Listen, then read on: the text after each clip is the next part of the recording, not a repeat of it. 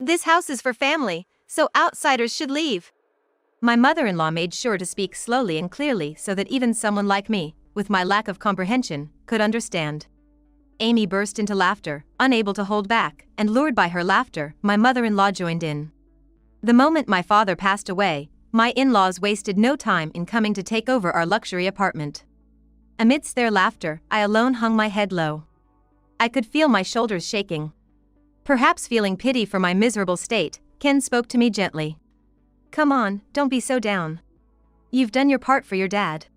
You have no regrets left, right? Now, it's my turn to do my part for our parents." I held back my emotions with all my might, my shoulders heaving. But I couldn't take it anymore. Suddenly lifting my head, I burst out laughing so hard that I had to clutch my stomach. I wiped away a tear from the corner of my eye.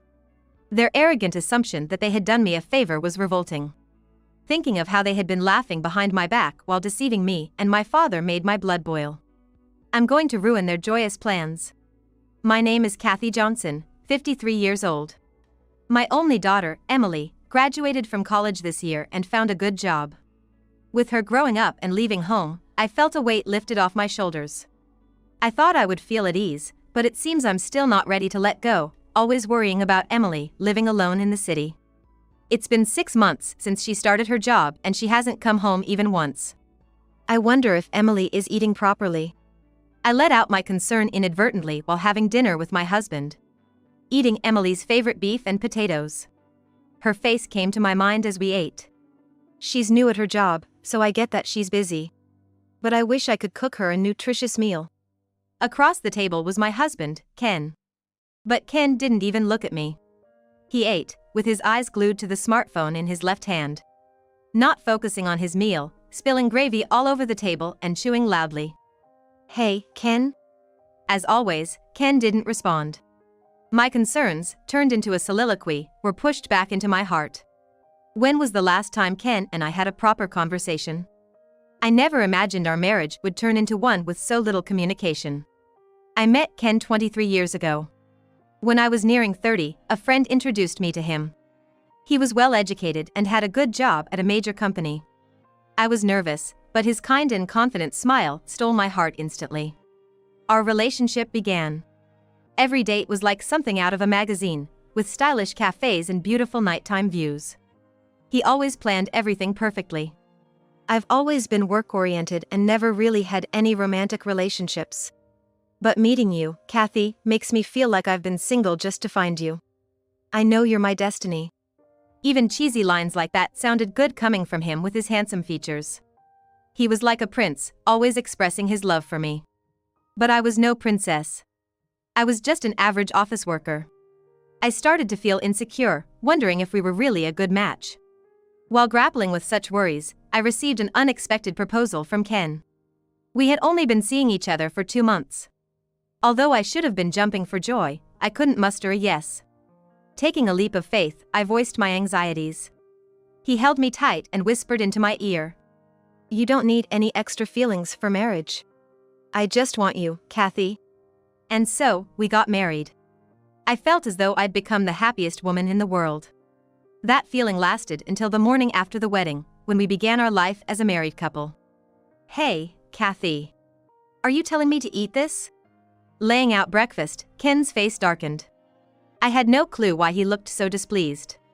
On our first morning living together, I'd gone all out on the meal. I served bacon, salad, scrambled eggs, toast, and such for breakfast. All I want in the morning is coffee and toast. How do you expect me to read the newspaper if I can't eat with one hand? Ah, I get it now. You like to start your day with a leisurely, inefficient meal. Ha, figures. This wasn't the Ken who had exchanged vows with me just the day before.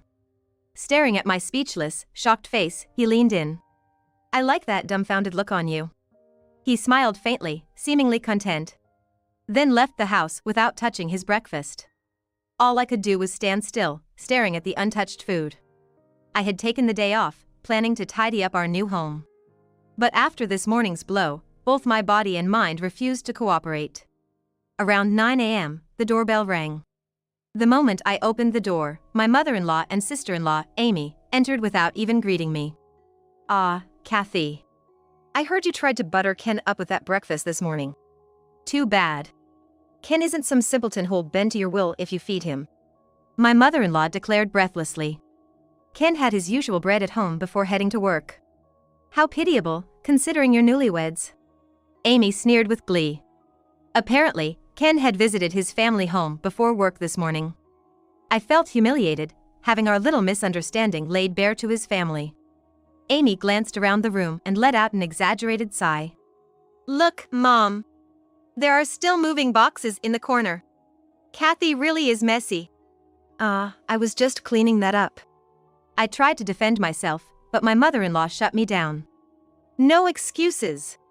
It's funny how a woman like you, a mere office worker, is all talk. From the start, you and Ken were mismatched. We took you in, so show some gratitude. She heavily sat on a chair. Come on, make some tea. You should know to serve without being told. I hurriedly made tea and offered it to them. After a sip, she chuckled. Heh, it's bland. Can't believe someone who used to serve tea at an office can't even make a decent cup. She and Amy noisily sipped on their hot tea. I wonder if Ken is really okay with someone like her. Well, she's probably just right for him as a wife. For some reason, Ken seems to like Kathy. While their cryptic words niggled at me, I couldn't say a thing in front of my husband's family. Amy, for all her comments, was a single homebody obsessed with pop idols. She just recently quit her part-time job at a supermarket. She had no place judging me. But my dream of a sweet honeymoon period was shattered.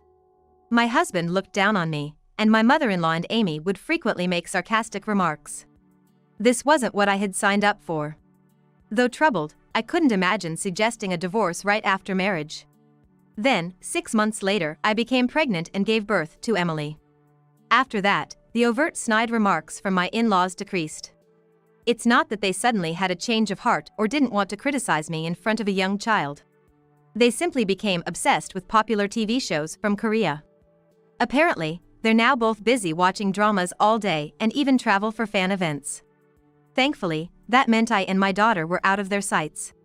While I wished Emily could experience more love from her grandmother, the distance helped maintain some semblance of peace in our household. As for Ken, he seemed satisfied as long as I understood his routine and supported him devotedly. Time flew, and before I realized it, we had been married for 23 years. While it hasn't been the happiest journey, we led a life without significant upheavals. I thought our days would just pass by quietly, without any major events. However, an unbelievable statement came from Ken's mouth. Should we move in together? It had been a while since I heard Ken's voice, and for a moment, I wondered if I was hearing things. What? I could feel the color draining from my face. With his mom? But that wasn't it. Your father, he's rebuilding his house, right? I thought we could move in together while he's at it. Ken explained. Actually, a few days ago, I'd talked to Ken about my father's living situation. He seemed indifferent at the time, but it appears he was listening. You mentioned the house was getting old, right? Building a new one in his 80s? That's gotta be a joke. But I guess that's just an excuse. He probably wants to have you close by since your mother-in-law passed away years ago. Living alone must be hard for him at his age. The unexpected turn of events left me baffled. But I want to live in a condo, not a house. Ken continued. It's gonna be us living there long term, not your dad. So, in exchange for moving in together, I'd like this one little indulgence. Without mocking my stunned expression, Ken spoke gently. Besides, I'm worried about you, Kathy. You care too much about Emily. Now that she's grown up, you should start your second chapter. Changing environments can brighten your mood. Ken. Thank you. I realized that behind his stoic demeanor, he genuinely cared for me. Tears welled up in my eyes. I immediately discussed the idea of living together with my father, who was overjoyed. Once we decided, Ken acted quickly. He seemed to have already picked out a brand new high-rise condo. I was surprised. No matter how good Ken's job at a big corporation was, affording a high-rise was astonishing. I wasn't privy to our financial situation, only receiving a monthly allowance, but when I checked the condo's selling price, I felt dizzy. Emily has moved out. Why stay in a family-oriented condo? This is gonna be our forever home. We can splurge a little, Ken reasoned. Unbeknownst to me, the discussions with my father had advanced, and he had already given his consent. Though I felt some anxiety, living in the high-rise turned out to be extremely comfortable. It seemed the start of a happy second chapter in our lives. However, my relationship with Ken deteriorated. We had some conversation leading up to purchasing the condo, but he reverted to his unresponsive ways. Plus, he was seldom at home due to frequent late nights and business trips. Maybe Ken doesn't feel relaxed at home with your dad around, my father speculated, looking dejected. He had become more withdrawn and seemed less lively. Dad, what about the social dance and karaoke groups you used to attend? You haven't been since we moved, right? I quit those, he replied. Why? Well, just because. Being with you is enough for me. With his hobbies gone, I watched my father deteriorate rapidly. Though I encouraged him to go out, he'd only go for late-night walks. And just a year after moving in together, he was hospitalized. When I opened his dresser to get his pajamas, I found a bank book. Hesitant to invade his privacy, something urged me to check it. Seeing the contents, my breath caught. Dad, what is this? I immediately confronted him at the hospital. He responded with a faint smile. The last moments with you were the happiest for me. I'm thankful to Ken for that. But, actually, I was shaken by the reality my father disclosed.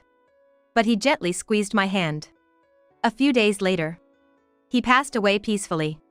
When I informed Ken, his response was unexpectedly light.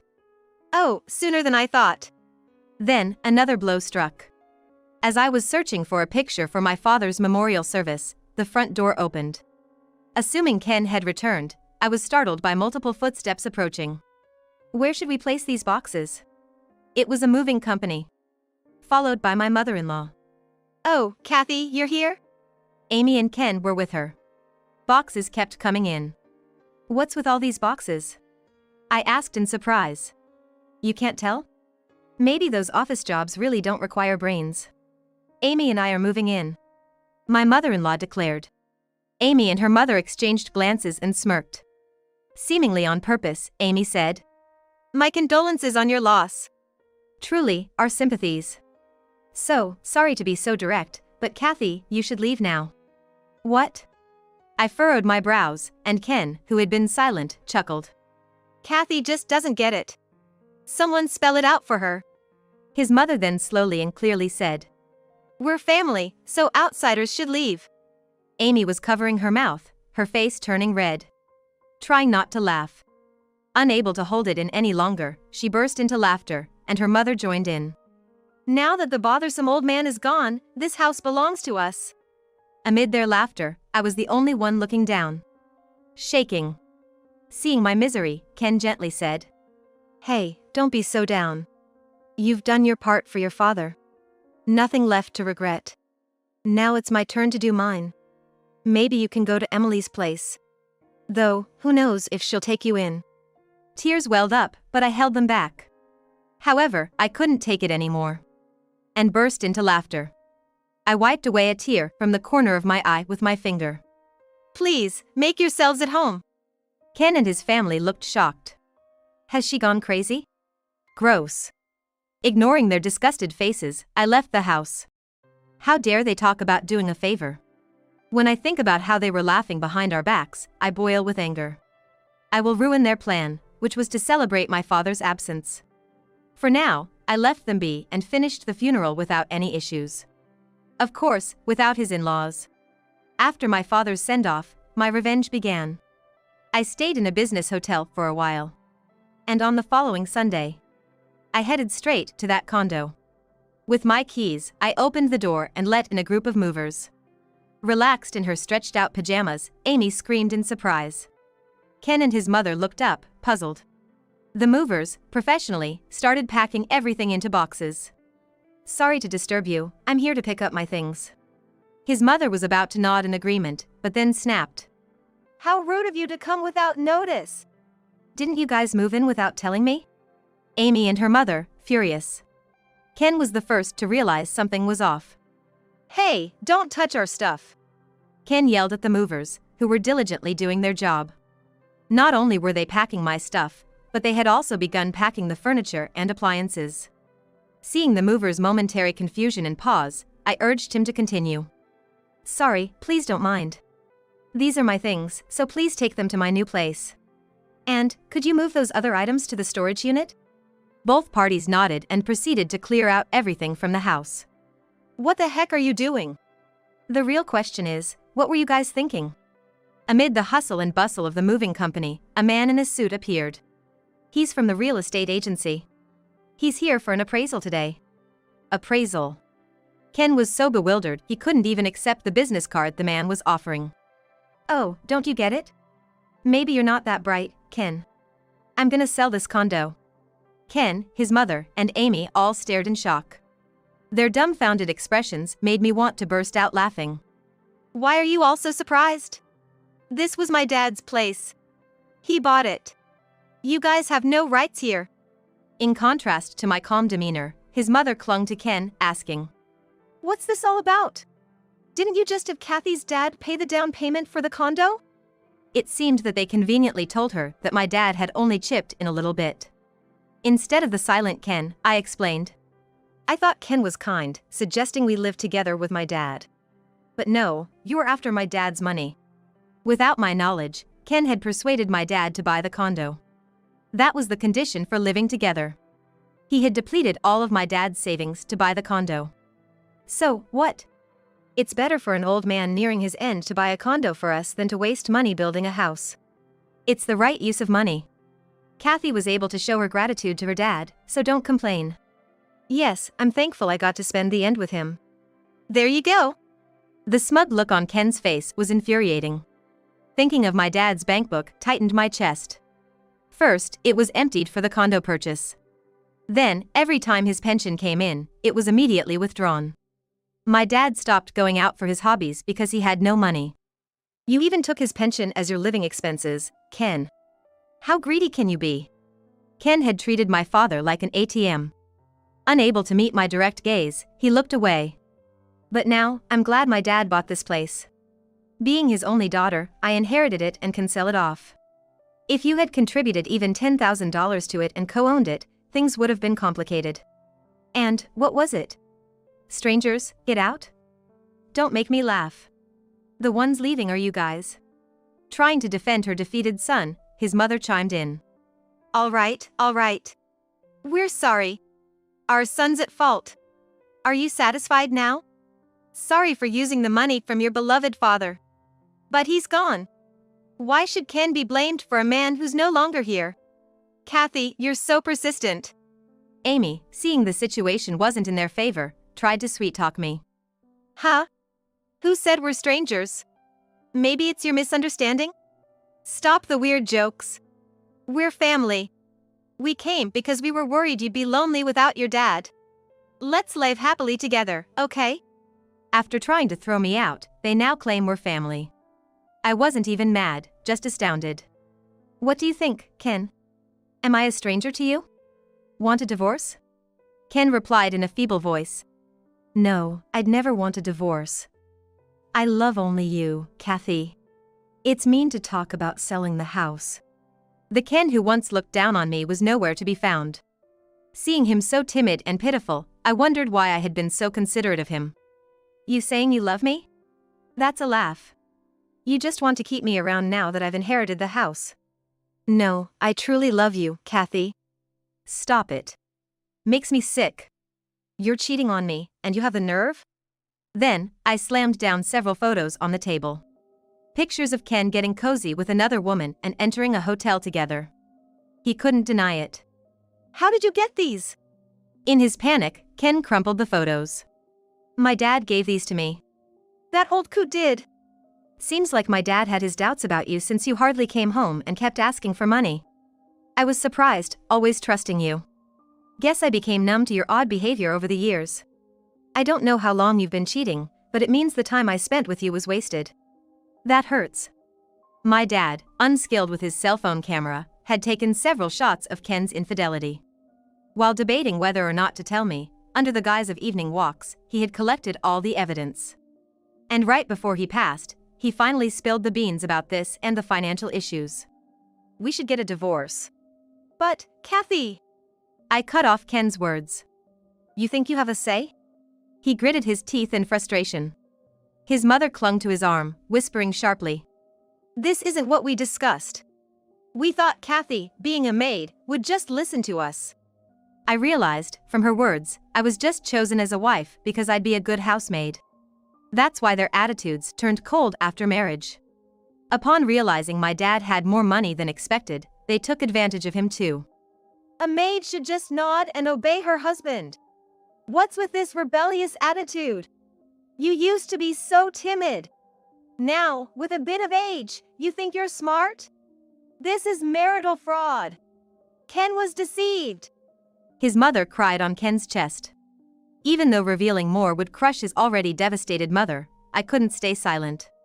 You keep calling me a tea-serving maid, but what era are you living in? Maybe decades ago, but now it's the 2020s. If you keep using such outdated terms, you're just broadcasting how out of touch you are. Quite embarrassing. You cheeky woman! His mother still had some bark left in her. For some reason, Ken shouted with tears in his eyes. Yeah, you'd be nothing without me. He trembled slightly, resembling a chihuahua picking a fight. Ken, you know I work too, right? Rents for family apartments were high and there were expenses for Emily's education. Maybe back then, I couldn't live comfortably on my salary alone. But... A tear slid down Ken's cheek. Not paying any mind, I continued. I earn enough for my own living expenses now. Balancing work and raising a child was tough, but I'm glad I continued working. Thank you, Ken, for the time we had. Goodbye. His mother glared at me as if I were a demon. Amy shouted, letting out her true feelings. A wife shouldn't have thoughts, rights, or money. It's perfect if she's just a bit dull.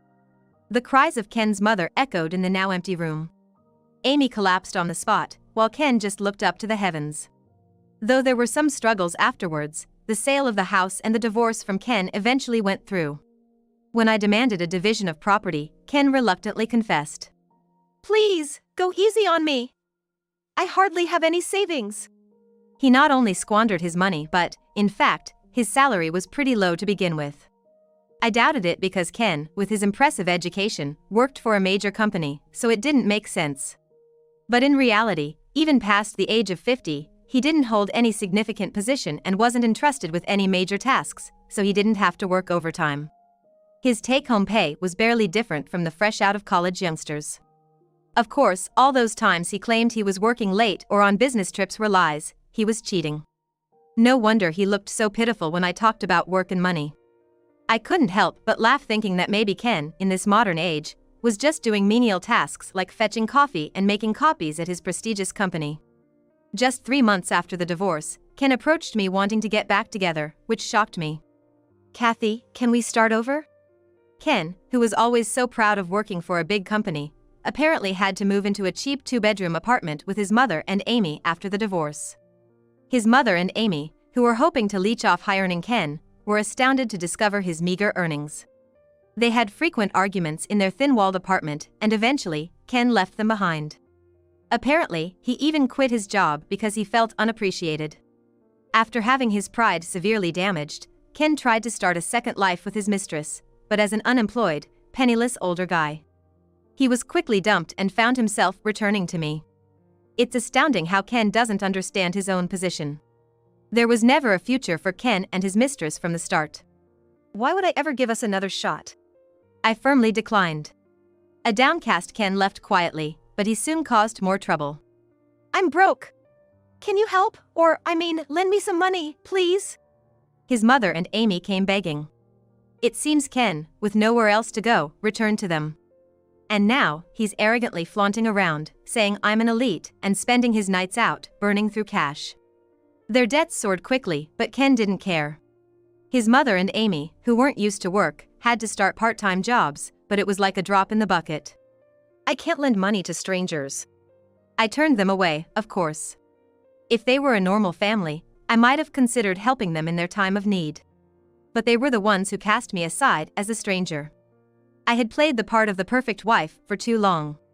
Now divorced, living a life where I don't have to cater to anyone is liberating. And since I live alone in a small apartment, Emily often visits, so I don't feel lonely. She seems happier now, without her arrogant father and downcast mother around. Mom, you've changed. Really? Maybe your grandpa was watching over me, and that gave me the courage to change. Handing over some freshly made beef and potato stew to Emily, her eyes lit up. Yes! I love your beef and potato stew. Taking a bite, Emily looked blissful. It's wonderful to have someone who truly values you. It brings so much vitality to life. I want to change even more. I want to become strong enough to protect the people I care about, especially Emily. Don't worry, I won't change the taste of the beef and potato stew. I murmured, and Emily tilted her head curiously. I hope these peaceful moments last forever.